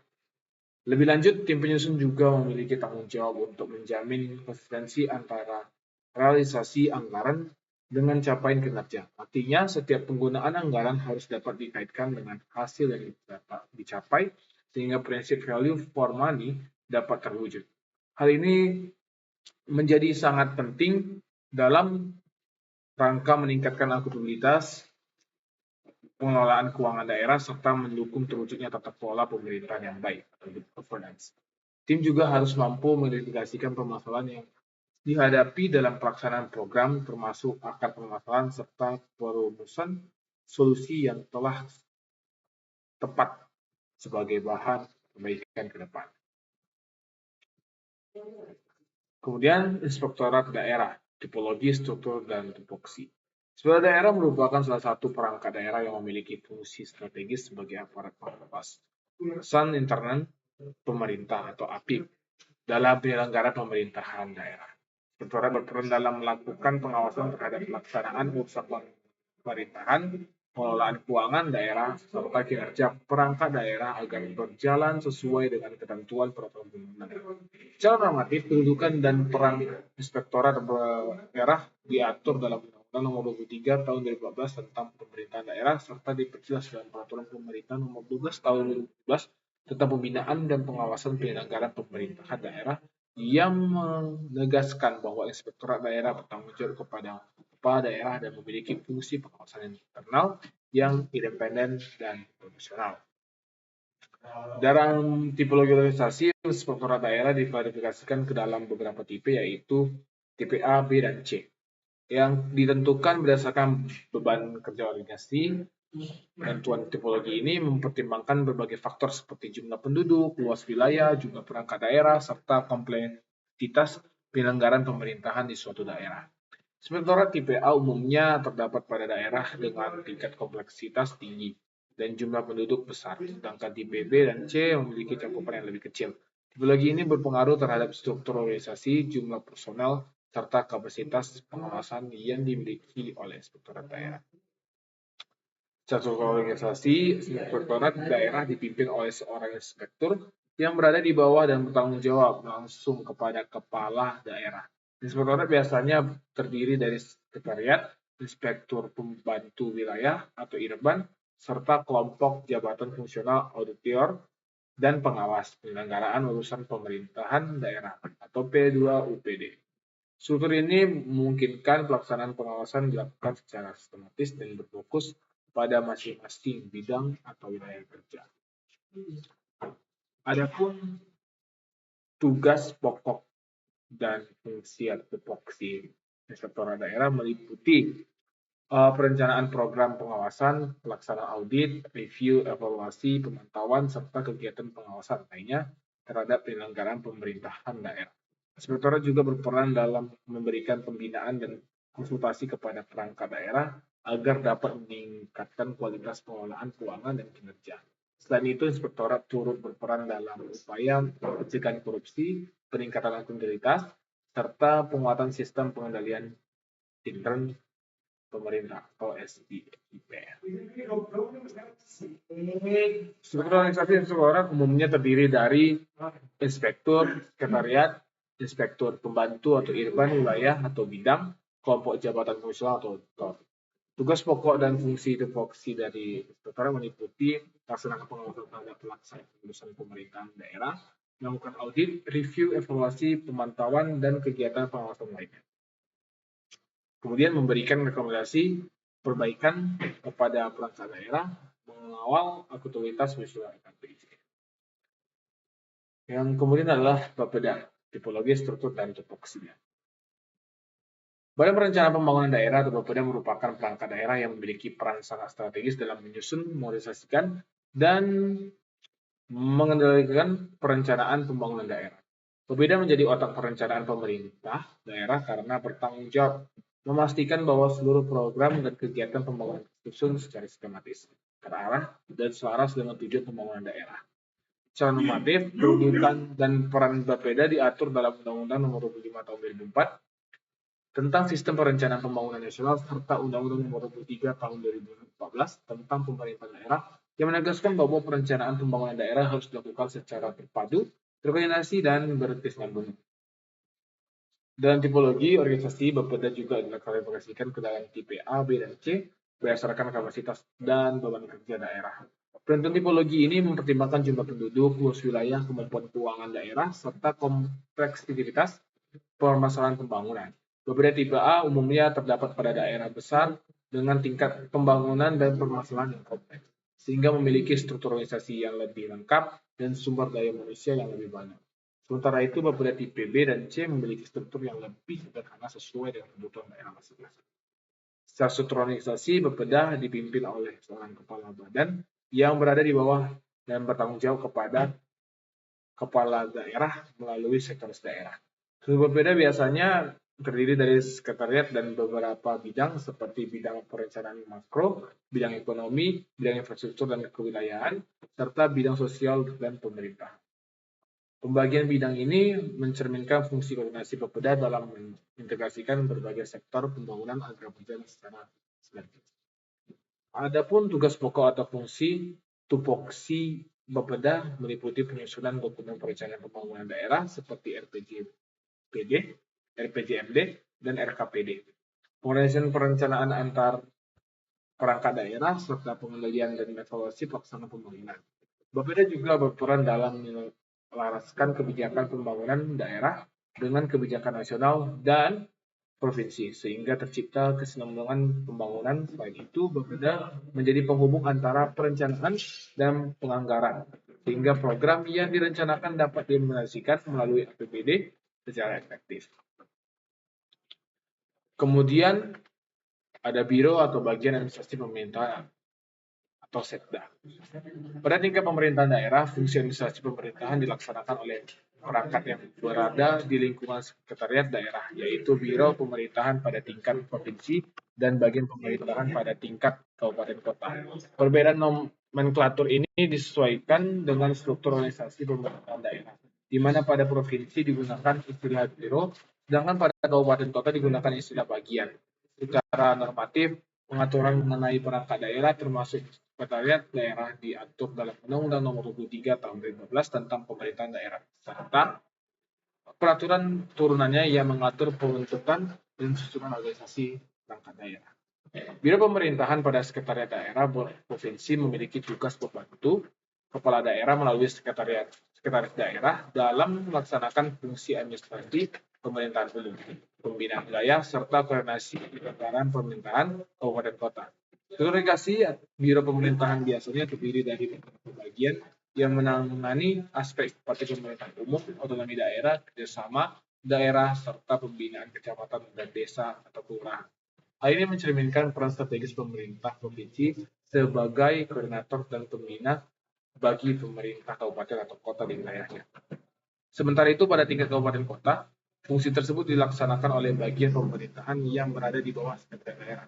Bagian pemerintahan memiliki tugas membantu sekretariat daerah dalam penyelenggaraan administrasi pemerintahan seperti pembinaan wilayah kecamatan dan kelurahan atau desa, pengelolaan administrasi kependudukan tertentu, fasilitas pemilihan kepala desa, serta koordinasi untuk urusan pemerintahan umum. Struktur bagian pemerintahan biasanya lebih sederhana dibandingkan biro unit provinsi, namun tetap memiliki peran penting dalam memastikan penyelenggaraan pemerintahan berjalan tertib dan sesuai tujuan. Dalam pelaksanaannya, baik biro pemerintahan maupun bagian pemerintahan memiliki fungsi koordinatif yang sangat kuat, terutama dalam menjembatani hubungan antara kepala daerah dengan perangkat daerah lainnya, serta antara pemerintah daerah dengan pemerintah pusat. Selain itu, unit ini juga berperan dalam mendukung pelaksanaan kebijakan strategis di bidang pemerintahan, termasuk dalam penyusunan laporan seperti LKPJ, APBD, dan dokumen administrasi lainnya. Kemudian ada biro atau bagian kelembagaan dan data laksana atau ORCAL. Biro yang menangani kelembagaan dan tata laksana pada sekretariat daerah, baik di tingkat provinsi maupun kabupaten kota, merupakan perangkat yang memiliki fungsi strategis dalam mengatur struktur organisasi serta sistem kerja pemerintahan daerah. Pada tingkat provinsi, unit ini biasanya berbentuk biro organisasi, sedangkan pada tingkat kabupaten atau kota berbentuk bagian organisasi. Secara normatif, keberadaan dan peran unit ini diatur dalam Undang-Undang Nomor 23 Tahun 2014 tentang Pemerintahan Daerah yang menegaskan pentingnya penataan kelembagaan dan tata laksana untuk mewujudkan pemerintahan yang efektif dan efisien, serta diperkuat dengan kebijakan reformasi birokrasi yang menekankan pada penyederhanaan struktur dan peningkatan kinerja organisasi. Biro organisasi memiliki tugas pokok dalam merumuskan kebijakan teknis di bidang kelembagaan, ketatalaksanaan, serta reformasi birokrasi. Fungsi utamanya meliputi penataan struktur organisasi perangkat daerah, analisis jabatan dan beban kerja, penyusunan standar operasional prosedur atau SOP, serta pengembangan sistem yang efektif dan efisien. Selain itu, biro ini juga berperan dalam mengevaluasi kinerja organisasi dan mendorong penerapan prinsip-prinsip good governance dalam penyelenggaraan pemerintahan daerah. Kemudian ada perangkat daerah lainnya, tipologi, struktur, dan tugas-tugasnya. Perangkat daerah lainnya merupakan unsur pelaksana urusan pemerintahan yang berada di bawah kepala daerah yang meliputi dinas, badan, dan kantor sesuai dengan bidang atau urusan tertentu. Perangkat daerah ini memiliki peran penting dalam melaksanakan kebijakan daerah secara langsung kepada masyarakat, terutama dalam penyediaan pelayanan publik dan pelaksanaan pembangunan. Secara normatif, keberadaan perangkat daerah diatur dalam Undang-Undang Nomor 23 Tahun 2012 tentang Pemerintahan Daerah yang menyatakan bahwa perangkat daerah dibentuk untuk membantu kepala daerah dalam melaksanakan urusan pemerintahan yang menjadi kewenangan, baik urusan wajib maupun urusan pilihan. Dinas daerah merupakan perangkat daerah yang menyelenggarakan urusan pemerintahan tertentu yang bersifat teknis, operasional, dan langsung berkaitan dengan pelayanan masyarakat, seperti dinas pendidikan, dinas kesehatan, dinas pekerjaan umum, dan dinas lingkungan hidup. Badan daerah umumnya menangani fungsi penunjang pemerintahan seperti perencanaan atau Bapeda, keuangan atau BPKAD, kepegawaian atau BPKPSDM, serta penelitian dan pengembangan. Sementara itu, kantor atau unit lainnya dapat dibentuk sesuai kebutuhan daerah dengan cakupan tugas yang lebih spesifik dan terbatas. Struktur dan tipologi perangkat daerah juga disesuaikan dengan karakteristik daerah, berjumlah penduduk, luas wilayah, serta kemampuan keuangan daerah.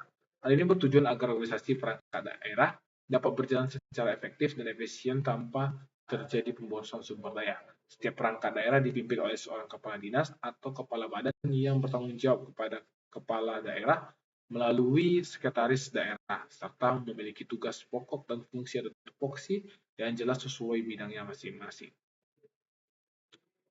Kemudian yang ketiga, pemahaman lanjutan tentang format dan sistematika laporan keterangan pertanggungjawaban kepala daerah yang terdiri atas laporan keterangan pertanggungjawaban atau LKPJ kepala daerah merupakan dokumen resmi yang disusun secara sistematis untuk menggambarkan seluruh penyelenggaraan pemerintahan daerah selama 1 tahun anggaran. Sistematika LKPJ bertujuan agar laporan tersusun secara struktur, mudah dipahami, serta dapat menjadi bahan evaluasi oleh DPRD dalam menjalankan fungsi pengawasan. Yang pertama adalah bab 1 yaitu pendahuluan. Pada bab 1 dalam laporan keterangan pertanggungjawaban atau KPJ, kepala daerah merupakan bagian pendahuluan yang memiliki peran sangat penting sebagai dasar pijakan dalam memahami keseluruhan isi laporan.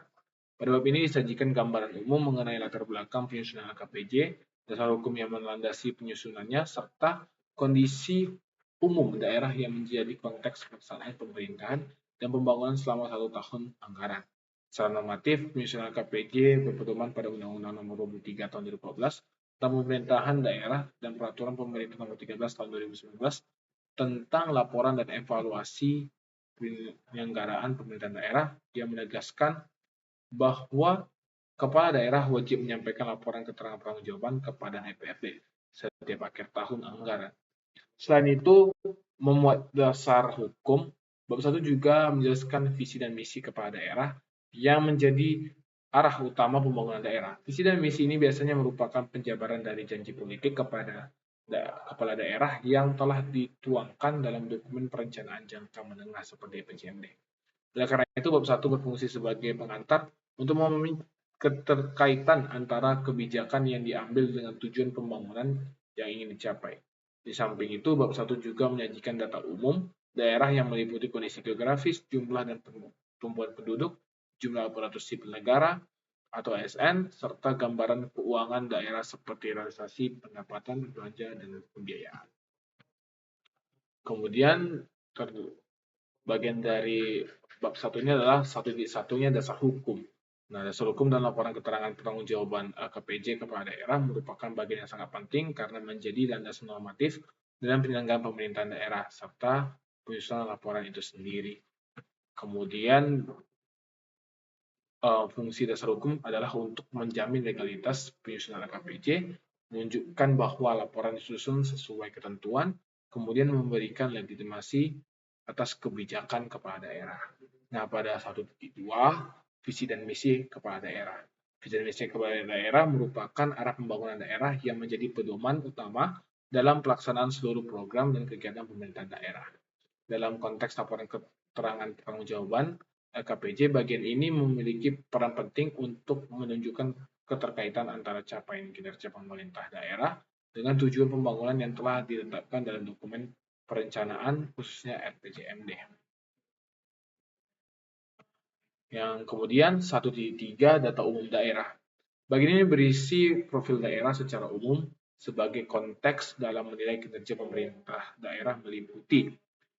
Yang pertama itu adalah data geografis wilayah, kemudian yang kedua adalah jumlah penduduk, yang ketiga pertumbuhan penduduk, kemudian adalah yang keempat jumlah PNS, yang kelima realisasi pendapatan menurut jenis, kemudian yang keenam realisasi belanja menurut jenis, yang ketujuh realisasi pembiayaan. Bagian ini penting karena menjadi dasar analisis terhadap capaian kinerja pada bab berikut. Nah, kemudian adalah bab kedua, perubahan penjabaran APBD. Nah, pada bab 2 ini, dalam laporan keterangan pertanggungjawaban LKPJ, kepala daerah merupakan bagian yang menjelaskan secara rinci mengenai perubahan penjabaran anggaran pendapatan dan belanja daerah atau APBD selama tahun anggaran berjalan. Bagian ini menjadi penting karena dalam praktiknya pelaksanaan APBD seringkali mengalami penyesuaian akibat dinamika kondisi ekonomi, perubahan kebijakan maupun kebutuhan mendesak yang muncul di tengah tahun anggaran. Oleh karena itu, pada bab 2 ini berfungsi untuk memberikan gambaran yang transparan mengenai perubahan yang terjadi baik dari sisi pendapatan, belanja maupun pembiayaan daerah. Secara normatif, perubahan APBD diatur dalam Undang-Undang Nomor 23 Tahun 2015 tentang Pemerintahan Daerah serta ketentuan pengelolaan keuangan daerah lainnya. Ia menegaskan bahwa Perubahan APBD dapat dilakukan apabila terjadi perkembangan yang tidak sesuai dengan asumsi awal, keadaan darurat, atau kebutuhan mendesak. Dalam bab 2 LKPJ, perubahan tersebut dijelaskan secara sistematis dengan membandingkan antara rencana awal yang telah ditetapkan dalam APBD murni dengan realisasi atau perubahan yang terjadi dalam APBD perubahan atau APBDP. Lebih lanjut, pada bab 2 ini tidak hanya memuat angka-angka perubahan anggaran, tetapi juga menjelaskan perubahan pada program, kegiatan, dan subkegiatan, termasuk perubahan lokasi, tempat, dan waktu pelaksanaan. Hal ini bertujuan untuk menunjukkan bagaimana pemerintah daerah menyesuaikan kebijakan dan programnya agar tetap mampu mencapai target kinerja yang telah ditetapkan. Setiap perubahan yang terjadi harus disertai dengan alasan yang jelas hingga dapat dipahami sebagai bagian dari upaya adaptasi terhadap kondisi yang berkembang. Selain itu juga, bab 2 menekankan kaitan antara perubahan anggaran dengan pencapaian target kinerja, baik dari sisi output maupun penggunaan anggaran. Dengan demikian, perubahan APBD tidak hanya dilihat sebagai penyesuaian administratif, tetapi juga sebagai strategi untuk menjaga efektivitas pelaksanaan program pembangunan. Analisis dalam bab ini penting untuk menilai apakah perubahan yang dilakukan justru meningkatkan kinerja atau sebaliknya menimbulkan hambatan dalam pencapaian tujuan pembangunan daerah. Perubahan ini meliputi pertama program kegiatan dan subkegiatan, kemudian alokasi anggaran, kemudian waktu dan alokasi pelaksanaan. Perubahan biasanya terjadi karena penyesuaian kebijakan pemerintahan pusat, perubahan kondisi ekonomi, dan kebutuhan mendesak masyarakat. Tujuan utama bab ini adalah menjelaskan konsistensi antara perencanaan dan pelaksanaan, menunjukkan fleksibilitas pemerintah dalam merespon dinamika, kemudian mengkaitkan perubahan dengan pencapaian target kinerja atau output dan anggaran. Kemudian pada bab 3, hasil penyelenggaraan urusan pemerintah. Nah, periode 3 ini merupakan bagian inti LKPJ karena berisi capaian kinerja pemerintahan daerah. Nah, pada 3.1, capaian pelaksanaan program dan kegiatan. Nah, itu ada terdiri dari capaian kinerja atau output dan anggaran. Kemudian itu menjelaskan sejauh mana program dan kegiatan telah dilaksanakan dibandingkan dengan target yang ditetapkan dalam perjanjian kinerja. Kemudian ada capaian kinerja per urusan pemerintahan meliputi urusan wajib, yaitu seperti pendidikan, kesehatan, dan lain-lain. Kemudian urusan pilihan seperti pariwisata, pertanian, dan lain-lain. Kemudian urusan penunjang atau pendukung. Pada bagian ini juga dijelaskan permasalahan yang dihadapi atau akar permasalahan, solusi yang harus dilakukan. Nah, yang kemudian adalah analisis kesesuaian kinerja, membandingkan antara target yang direncanakan, realisasi yang dicapai. Analisis ini bertujuan untuk mengetahui tingkat keberhasilan program, efisiensi penggunaan anggaran, faktor pendukung, dan penghambat. Kemudian pada 3.2, terdapat kebijakan strategis kepala daerah. Bagian ini menjelaskan kebijakan penting yang diambil kepala daerah dalam 1 tahun anggaran seperti peraturan kepala daerah, keputusan strategis, tindakan dalam menangani masalah masyarakat. Kebijakan ini biasanya bersifat mendesak, berdampak luas, menyelesaikan permasalahan prioritas. Nah, pada 3.3, tindak lanjut rekomendasi DPRD. Bagian ini berisi rekomendasi DPRD tahun sebelumnya dan kebijakan dan program yang dilakukan sebagai tindak lanjut. Nah, tujuannya menunjukkan komitmen pemerintah daerah, meningkatkan kualitas, dan memperbaiki kinerja pemerintahan. Nah, pada bab keempat, capaian kinerja tugas pembantuan dan penugasan. Bab ini menjelaskan pelaksanaan tugas yang berasal dari pemerintah pusat atau provinsi. Nah, pada 4.1, urusan tugas pembantuan berisi tentang tugas yang diterima dan pemerintah pusat atau provinsi. Kemudian adalah tugas yang diberikan kepada pemerintah di bawahnya. Hal ini menunjukkan hubungan koordinasi antara tingkat pemerintahan. Nah, pada 4.2, hambatan dan upaya penyelesaian. Jelaskan kenapa kendala dalam pelaksanaan tugas dan upaya yang dilakukan untuk mengatasi masalah. Bagian ini penting untuk evaluasi efektivitas pelaksanaan tugas pembantuan. Kemudian pada bab kelima, yaitu penutup. Bab penutup berisi kesimpulan umum dari seluruh laporan serta harapan ke depan. Isu utamanya ringkasan capaian kinerja, komitmen perbaikan, harapan terhadap rekomendasi DPRD. Bab ini menegaskan bahwa LKPJ bukan hanya laporan tetapi juga alat evaluasi untuk meningkatkan kualitas pemerintahan daerah. Kemudian pada pembahasan terakhir yaitu yang keempat, pemahaman lanjutan tentang mekanisme penyampaian laporan keterangan pertanggungjawaban kepala daerah dan isi rekomendasi DPRD. Nah, laporan keterangan pertanggungjawaban LKPJ kepala daerah merupakan salah satu instrumen penting dalam sistem pemerintahan daerah untuk mewujudkan prinsip akuntabilitas, transparansi, dan good governance. Mekanisme penyampaian LKPJ serta tindak lanjut berupa rekomendasi DPRD menjadi bagian dari siklus evaluasi kinerja pemerintahan daerah. Nah, di sini terdapat mekanisme penyampaian LKPJ kepala daerah. Mekanisme penyampaian LKPJ ini diatur dalam peraturan perundang-undang, khususnya Undang-Undang Nomor 23 Tahun 2014 dan Peraturan Pemerintah Nomor 13 Tahun 2019. Pertama, penyusunan LKPJ oleh pemerintah daerah. LKPJ disusun oleh kepala daerah melalui koordinasi seluruh perangkat daerah atau OPD. Proses ini melibatkan pengumpulan data, capaian kinerja, evaluasi program dan kegiatan, penyusunan laporan sesuai sistematika. Nah, dalam praktik ini, beberapa baru penyusunan dilakukan oleh tim yang melibatkan berbeda direktorat dan bagian pemerintahan daerah. Yang kedua adalah penyampaian kepada DPRD. Kepala daerah wajib menyampaikan LKPJ kepada DPRD paling lambat 3 bulan setelah tahun anggaran berakhir.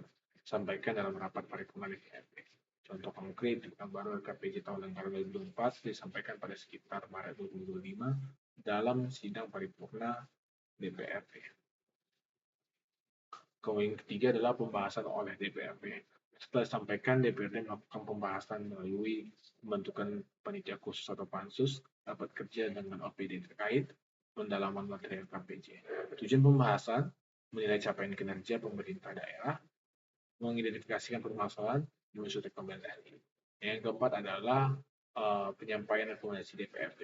DPRD wajib memberikan rekomendasi terhadap LKPJ paling lambat 30 hari setelah LKPJ diterima. Rekomendasi ini tidak bersifat menjatuhkan kepada daerah, bersifat evaluatif dan konstruktif. Yang kelima adalah tindak lanjut oleh pemerintah daerah.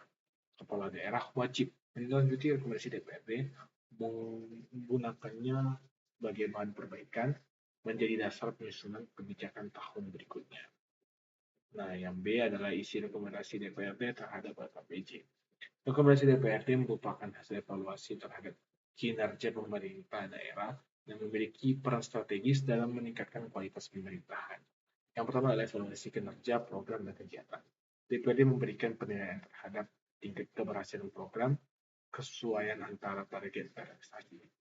Contoh, DPRD dapat menilai program pengelolaan sampah yang belum optimal, kemudian memberikan rekomendasi peningkatan sistem pengangkutan sampah. Nah, yang kedua adalah perbaikan pengelolaan anggaran. Rekomendasi terkait efisiensi penggunaan anggaran, optimalisasi pendapatan daerah. Contoh, meningkatkan PAD dari sektor pajak restoran dan parkir, mengurangi belanja yang tidak diprioritaskan. Ketiga, penyelesaian permasalahan strategis daerah. DPRD fokus pada masalah utama yang dihadapi masyarakat seperti masalah sampah kota, banjir akibat drainase, dan kemacetan lalu lintas. Rekomendasinya penambahan infrastruktur, perbaikan sistem pengelolaan. Yang keempat adalah peningkatan kualitas pelayanan publik. DPRD mendorong pelayanan yang cepat dan transparan serta pemanfaatan teknologi.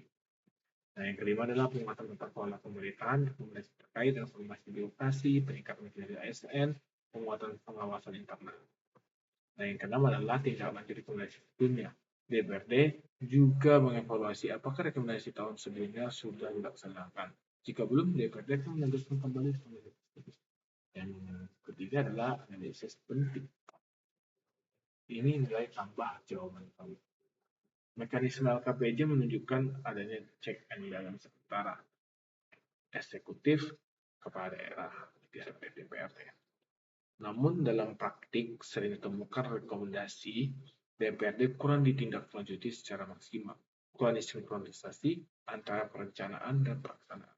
Oleh karena itu diperlukan komitmen kepala daerah, kemudian pengawasan DPRD yang kuat, dan kemudian partisipasi masyarakat. Nah, sekian dari pemaparan saya. Terima kasih atas perhatian yang diberikan. Wassalamualaikum warahmatullahi wabarakatuh. Om Swastiastu. Namo Buddhaya. Salam kebajikan. Salam Pancasila.